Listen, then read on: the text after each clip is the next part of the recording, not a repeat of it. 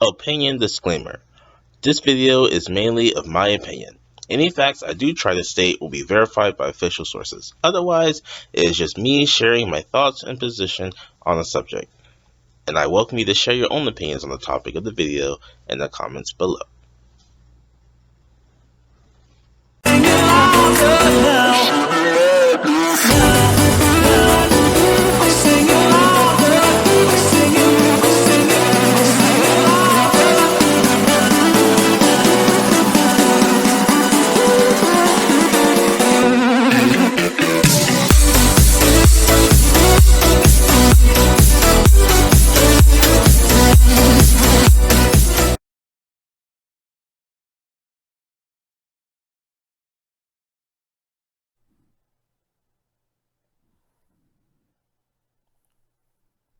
Part 1. A short history of Pokemon. Generation 1 lasted from 1996 to 1999 with the introduction games of Pokemon Red and Pokemon Green in Japan, which were soon to be Pokemon Red and Pokemon Blue outside of Japan, and ended with Pokemon Yellow version.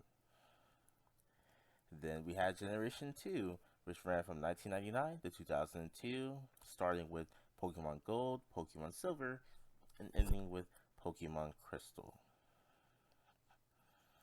Then we had Generation 3, which lasted from 2002 to 2006, starting with Pokemon Ruby and Pokemon Sapphire versions. This is the first generation that began remakes of previous generation games. So we got Gen 1 remakes through Fire Red and Leaf Green, and it ended with Pokemon Emerald version. Then we had Generation 4, which ran from 2006 to 2010, starting with Pokemon Diamond and Pokemon Pearl version, their director cuts of Pokemon Platinum, and the Generation 2 remakes with Pokemon Heart Gold and Pokemon Soul Silver round out that generation. Then we had Generation 5, which ran from 2010 to 2013. By the way, if I haven't still said already, all of these generation years are based off of the Japanese game releases, which were always a few months to a few years before the North American releases up until Generation 6. But Generation 5 started with Pokemon Black and Pokemon White, and then there are sequels that occurred 2 years later in Pokemon Black 2 and Pokemon White 2. Then we had Generation 6. This is where Japanese and English localization was way better, so they were able to release games worldwide at the same time. And this generation lasts from 2013 to 2016, starting with Pokemon X and Y, and then finishing off with the Generation 3 remakes of Pokemon Omega Ruby and Pokemon Alpha Sapphire. Then we had the most previous generation, Generation 7, which ran from 2016 to 2019, and started with Pokemon Sun and Moon and their very interesting director cuts of Pokemon Ultra Sun and Pokemon Ultra Moon.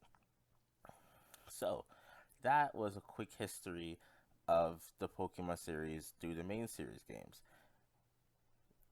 I have a question for you though. Did you notice anything? Because I did. There is definitely a distinctive pattern in the Pokemon games how to release in the generations. And it's explained here. If you notice, Generation 1 was 3 years, Generation 2 was 3 years, Generation 3 was 4 years, Generation 4 was 4 years, Generation 5 was 3 years, Generation 6 was 3 years, and Generation 7 was 3 years. Basically, all Pokemon generations last between 3 and 4 years. But it's not just that. I noticed too that this arrangement of 3 to 4 years works because they can group each generation in a group of 3, and it would equal to 10 years. So generations 1, 2, and 3 went over a span of 10 years. which meant that when they hit the year of their 10-year anniversary, they were able to start a brand new generation. In their 10th year anniversary, Diamond and Pearl came out as games. Then it happened again. Generation 4 was 4 years, Generation 5 and 6 were 3 years each. That was 10 years, so they were able to release Generation 7, the start brand new generation, in 2016, which was their 20-year anniversary. This is also going to be very important in a future prediction. But this this is really cool. They're very consistent. A lot of people say that Pokemon isn't really consistent. A lot of things were have just happened as they gone, but this is very well. This is a very well structured scenario for it to have been going on for so long, and it's with this that we can make a pretty good prediction for what is currently Generation 8 and even beyond that, even to the next decade of Pokemon.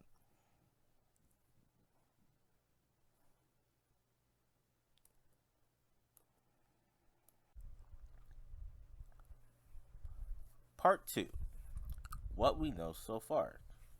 So before we get into the predictions about the 25th anniversary and Generation 8, we have to discuss what we know so far. First, we know that Generation 8 began in 2019 with the release of Pokemon Sword and Pokemon Shield. Then, instead of doing a director's cut of these games, which now that I think about it, the way that they end up doing the interaction with the main legendaries, it would have been really hard to do a director's cut.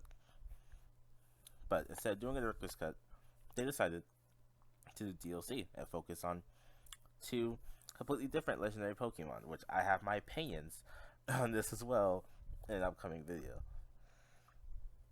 But the DLCs came in separately. The Isle of Armor DLC came out in winter of 2020,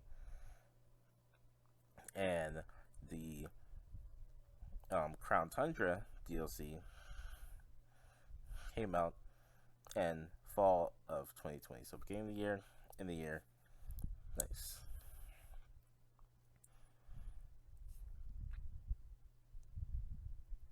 Also, we know that a few side series games or applications have come out as well. All 3 of these came out in 2020. The first being Pokemon Home, which is basically the replacement of Pokemon Bank, where you keep all your Pokemon. It connects with Pokemon Go, the Let's Go, Pikachu, and Eevee games, and Sword and Shield. Pokemon Smile, which is an application that's all about brushing your teeth and inspiring people to, brush their teeth every single day. And then the last one was Pokemon Mystery Dungeon Rescue Team DX. Now, this game, when it was released, caught me completely by surprise. I was not expecting it at all. And I love it. And I actually have a prediction later on in this video that's going to call back on this particular release. But with that, that is everything we know so far about Generation 8 video game wise.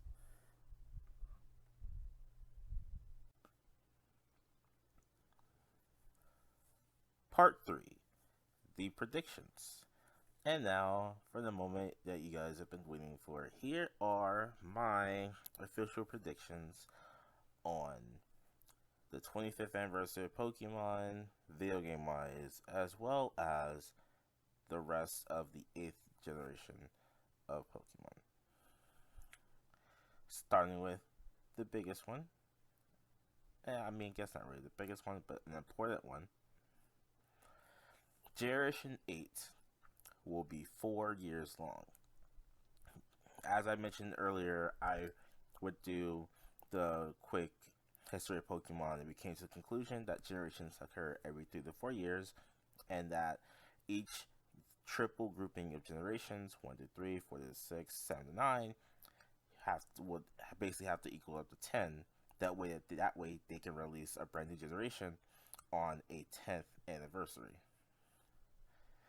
Therefore, since Generation 7 was already 3 years, Generation 8 or Generation 9 would have to be 4 years, one of them. It makes the most sense for Generation 8 to be the one to 4 years, and Generation 9 to be one with 3 years. Alongside of that, another pattern can be shown if you look at remakes. This is why it makes sense for this to be 4 years.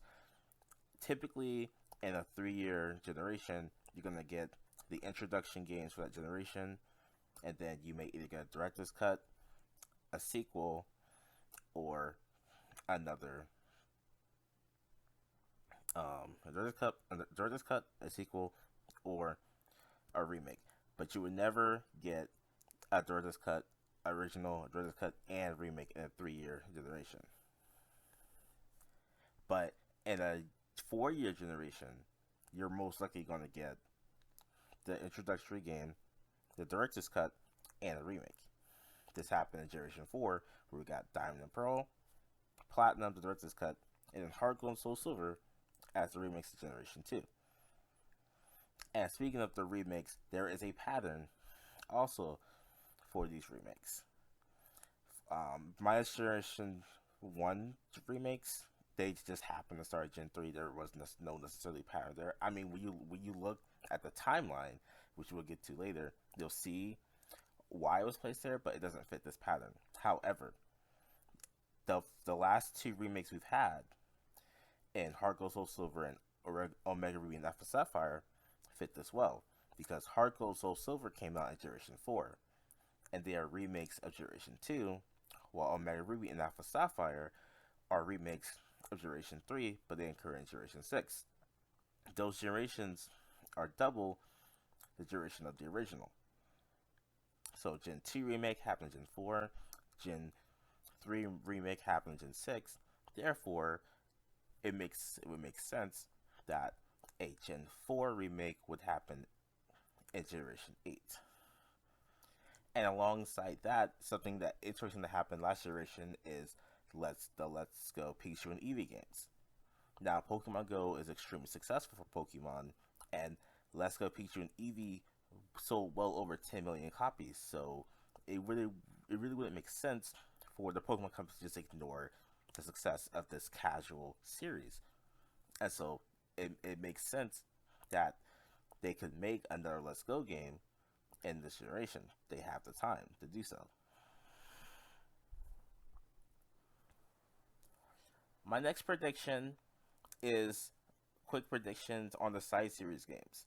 Now, of course, I have no idea on anything that hasn't already been showcased or announced, but we do know about 2 Pokemon projects that we haven't really heard any information about recently. The first one is Pokemon Sleep.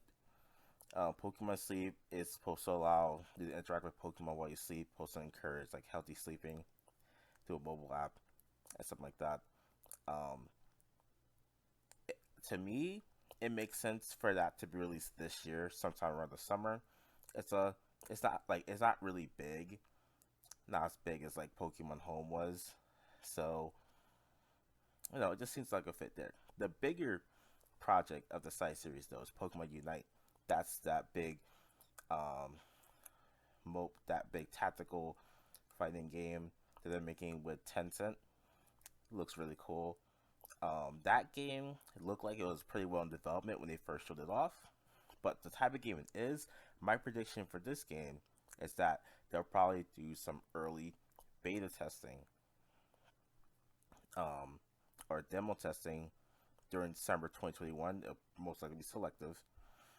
Then later this year, they'll start releasing the game out to specific people and groups through an early access period for a February to summer 2022 release. It makes the most sense to me. I don't have too much reason for this. Like, I don't have like specific like no's or evidence for this. This is just makes the most sense in my head. Also, with the success of Mystery Dungeon Rescue Team DX, I'm pretty sure that alongside if they especially if they are gonna do the Diamond and Pearl remakes of Generation 8, that they could also do remakes to the Explorer series of Mystery Dungeon. And if they do that, I will be extremely excited for that. Next prediction is interesting. It's on a specific Pokemon. And this prediction is that Shiny Victini will be released as an event this year. So, Victini is my favorite mythical Pokemon. For those who don't know, Generation 5 is my favorite generation of Pokemon. I love it. I will defend it to the very end. Victini is a amazing Pokemon, right? But it's Shiny Lock. It's been Shiny Lock since it came into existence, which makes no sense to me because you have a Pokemon like Zeraora, from the previous generation, who recently got their Shiny available through an event in Pokemon Sword and Shield. So why can't Victini, be Shiny Locked? But not be Shiny Locked. But due to some recent stuff in Sword and Shield, I think there could be some evidence that they're planning on doing this. So, Sword and Shield, like most Pokemon games, were eventually data mined, and they discovered that data for Victini can be found in the Crown Tundra area of the DLC, but it also showed that Victini was supposed to be available for capture in the wild, which is interesting. Then on top of that, the DLC has kind of shown great interest towards like Generation 5 Pokemon. Like we do both DLCs, you're able to bring back the Generation 5 Pokemon, they can walk with you. If you did the Isle of Armor, Alolan Diglett challenge, you can get the Unova starters. So that, and then the Swords of Justice, they're available in the Crown Tundra DLC, and they even let you go and if you catch all three of them, go and find a Resolute Form mythical Pokemon, Keldeo, which I have a whole nother opinion on that, but that's for another video. So that to me gives like support that they could do this. Also, Victini was the first Pokemon of Generation 5, and it's the 25th anniversary of Pokemon.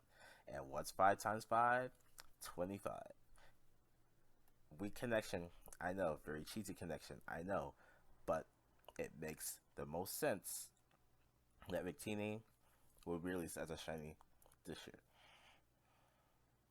2021, for the 25th anniversary. And now, on to some very controversial predictions. These last two predictions are the biggest predictions I can make for this generation and for the anniversary. There's been debate over it. There's been arguments over it. Some hardcore fans. In my personal opinion, I feel like a lot of hardcore fans are gonna be really disappointed when the Pokemon Direct comes up and they actually show us what game is coming out this year.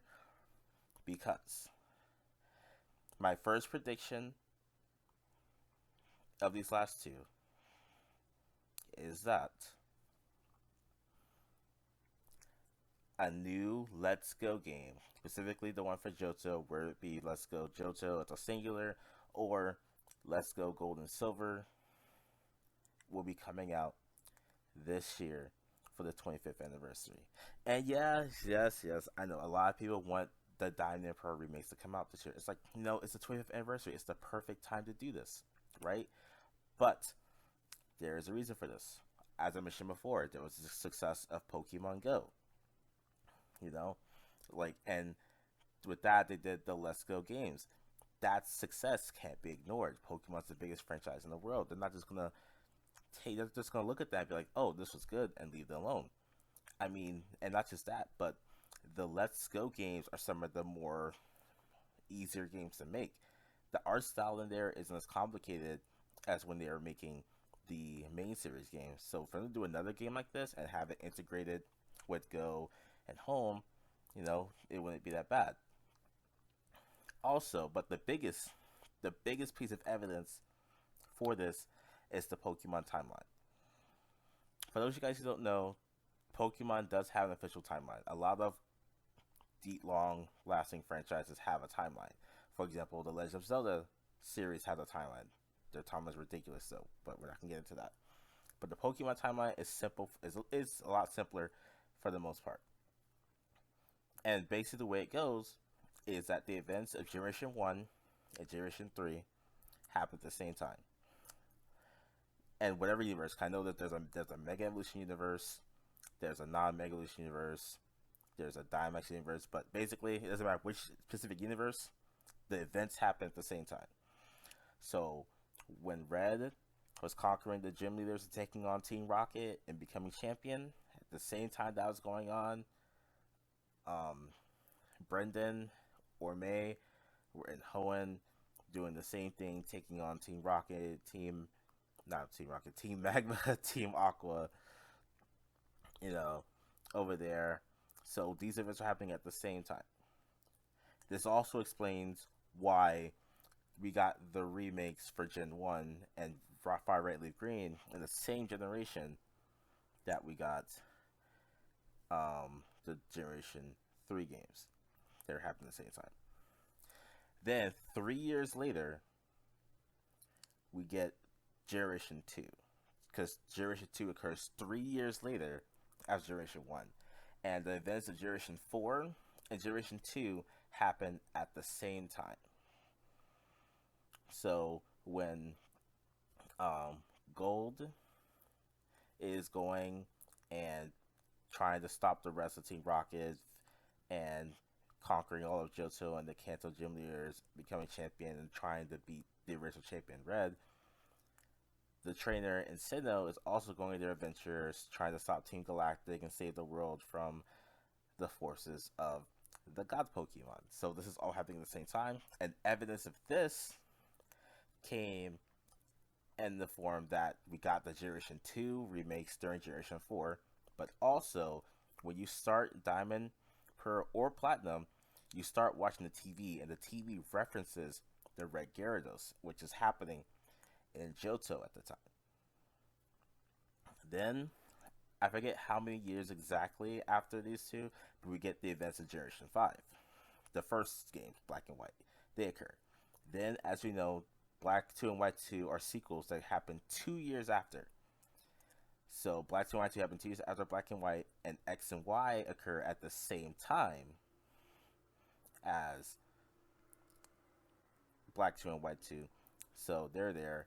And then Sun and Moon, or Ultra Moon, they happen at the same time because they're just alternate universes.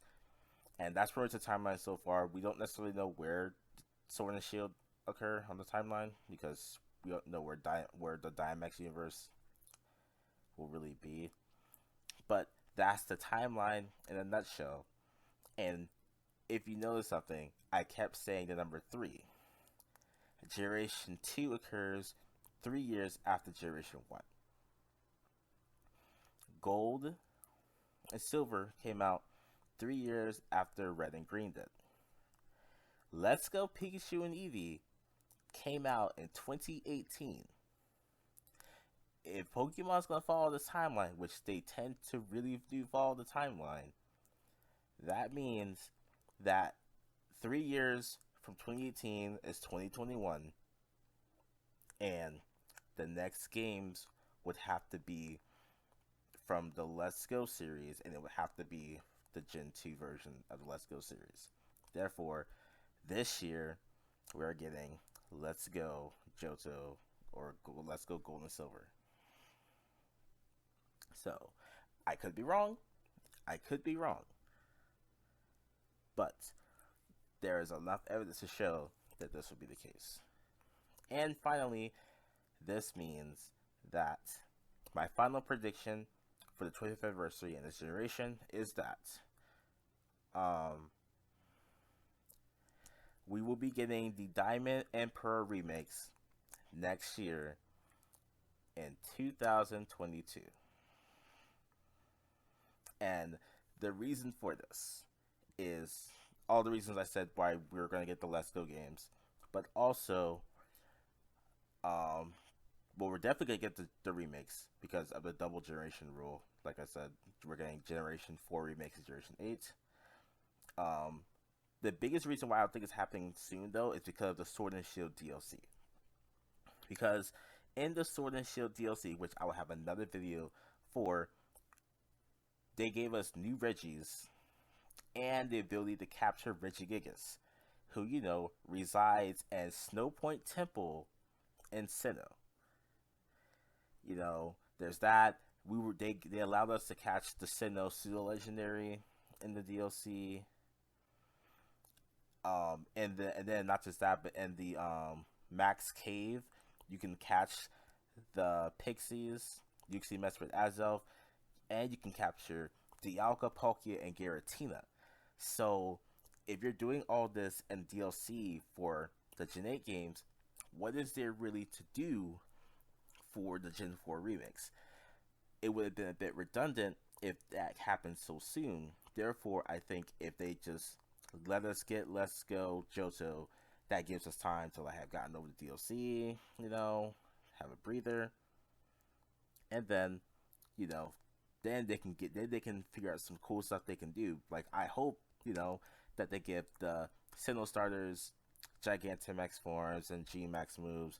I hope that they give Dialga and Palkia new forms because they definitely deserve new forms. But also, I hope that they do something with Arceus because it's not uncommon for them to do something with a mythical Pokemon inside of a remake. That's what the Delta episode was for Omega Ruby and Alpha Sapphire.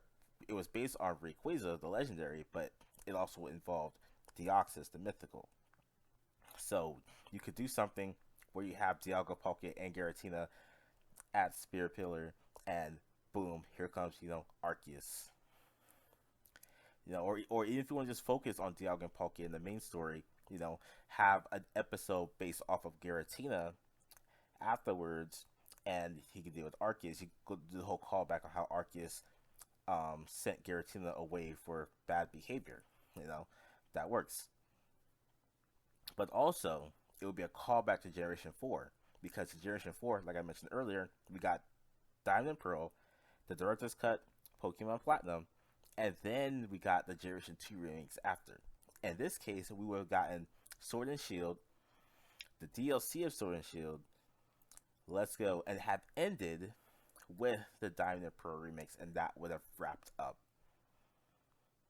that generation.